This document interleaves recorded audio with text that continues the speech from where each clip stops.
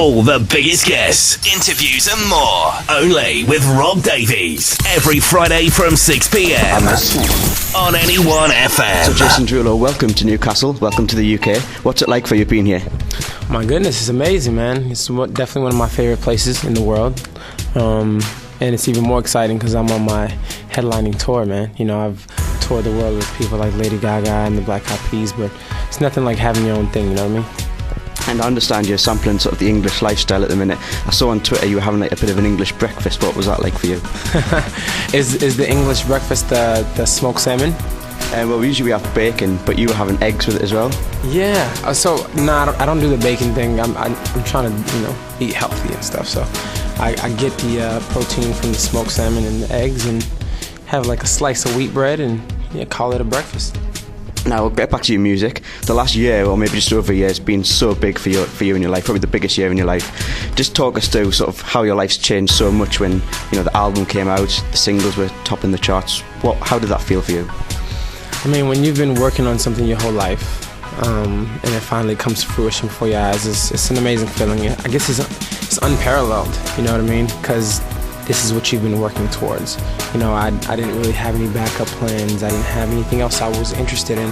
I was always interested in performing and just, entertainment, period. So this is my everything.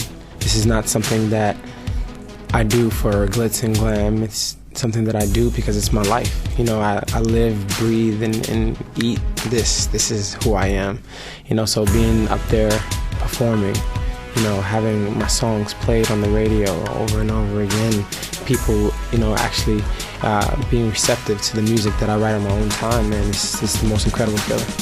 And how much, because I know you work very closely with your producer, J.R. Rotem, how much has he sort of been influential in your success? Well, first time out, it was just the chemistry. I went to LA for the first time, and the first time we met, we literally recorded 6 songs that night. So there was just some magic there that I wanted to cultivate, and I wanted to just create this sound with one person, and J.R. Rotem was that guy, and he's very, very talented. We had a good time recording the album too, because he's like me in the sense there was no boundaries. He was Berkeley graduate, jazz pianist, so he's classically trained. So he can do anything from producing a song for Rick Ross to producing a song for Britney Spears. As am I. I'm the same way. Come from a classical background, and I've written songs for rappers like Lil Wayne and P Diddy, but then I can go write a pop song for any pop artist. So it was fun because we didn't have any walls, we didn't have any barriers. And it's like that for my second record as well. I'm tearing down the walls. It's amazing. I love hearing the sound of a box when it breaks. I saw on Twitter the other day that you were in the process of about to announce your new single. Are you able to do that yet, or is it still under wraps? Still under wraps. I think I'm almost ready to do it, but I'm gonna announce it on my Twitter and my Facebook. And when can we expect this to be out on the radio? When can we expect the album? Obviously, the second album's on the way. Shortly after I announce it. I just have to have that right feeling. I feel like it's on the rise, but it just has to be the right time, and today's not the day, I don't think.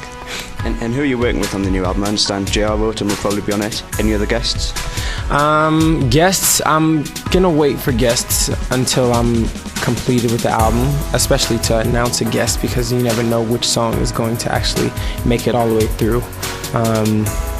I've recorded, lots of material right now, and I have to whittle it down, and I'm not in that process yet. I'm still trying to put the finishing touches on the records that I think, are the strongest. So, step by step, so when that time comes around, then I think I'll, reach out to 1 or 2 people to come on the album. And finally, because I'm not going to keep you, because you've got lots of fans outside, by the way, if you haven't already seen. One of the videos that I saw whilst sort of researching to do this interview that really sort of touched me was the Michael Jackson one, when I think it was back in 2009 in the summer. It was the night he did die, and you were out there singing a song, and that was so moving. How much of an influence was Michael Jackson on you when you were growing up? He was the biggest influence. He was the person that I watched on the television screen, trying to do all the dance moves and sing all the songs. I wanted to be just like him, so he was the primary influence. You know, he's the reason why I started music in the first place. When I saw him for the first time, I was like, Mom, I want to be just like him. All the biggest guests, interviews and more, only with Rob Davies, every Friday from 6 p.m. on NE1fm.